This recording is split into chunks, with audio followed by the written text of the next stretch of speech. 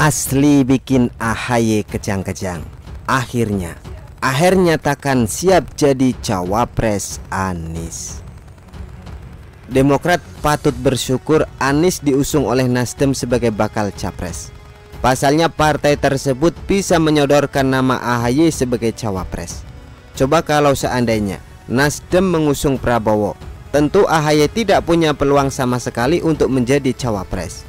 Pasalnya pada Pilpres 2019 silam, SBY pernah menyodorkan nama anaknya itu untuk jadi cawapres ketua umum Gerindra tersebut, namun ditolak mentah-mentah oleh Prabowo. Begitupun kalau seandainya Nasdem mengusung Ganjar, peluang AHY untuk jadi cawapres semakin tertutup lagi, karena PDIP sudah memutuskan tidak akan berkoalisi dengan Partai Demokrat pada Pilpres 2024 mendatang. Penyebabnya tentu semua sudah tahu.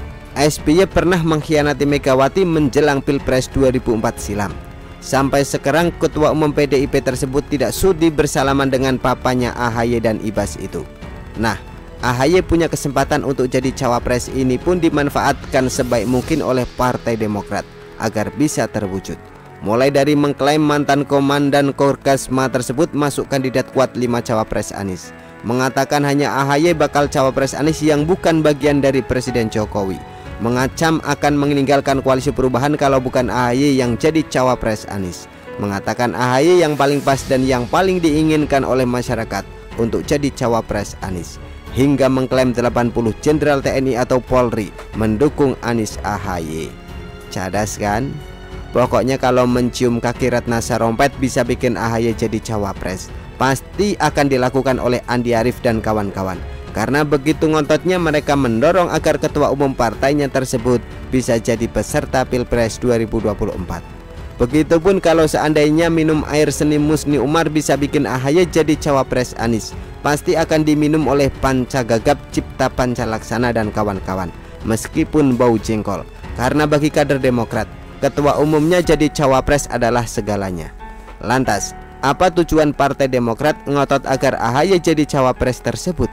Kenapa nggak sekalian jadi capres gitu? Kan mereka punya mentor yang berpengalaman jadi presiden 2 periode yakni SBY. Tentu tidak lain tidak bukan karena Demokrat sadar diri AHY pernah kalah di Pilgub DKI. Jadi lucu aja kalau jadi capres. Ibarat Aldi Taher yang kalah TKO bertinju melawan Vicky Prasetyo, tapi mau menantang Daud Yordan. Kan nggak ada akhlak itu namanya. Dan jangankan jadi capres, jadi cawapres saja AHY sebenarnya belum layak. Bayangkan pangkat terakhirnya saja mayor, nggak tuntas jadi tentara, tiba-tiba nyalon gubernur DKI. Itu pun bukan karena kemauan sendiri, tapi karena didesak oleh bapaknya. Kemudian tidak pernah jadi pengurus partai, tidak pernah jadi anggota DPR, dan baru beberapa hari jadi kader Demokrat. Tiba-tiba ditunjuk jadi ketua umum partai. Yang jadi ketua umum partai itu juga bukan karena usaha sendiri, melainkan karena lobby-lobby bapaknya. Jadi kalau dia nanti terpilih jadi cawapres Anies, sudah merupakan sebuah keberuntungan yang luar biasa bagi Partai Demokrat. Hanya saja, jadi calon RI 2 itu ternyata tidak semudah membalikkan telapak tangan Ferguson. Meskipun sudah dapat dukungan dari Demokrat, AHY juga butuh dukungan dari PKS. Celakanya kader PKS, Aher juga menginginkan jabatan itu. Baru-baru ini dia secara terang-terangan mengatakan siap jadi cawapres Anies.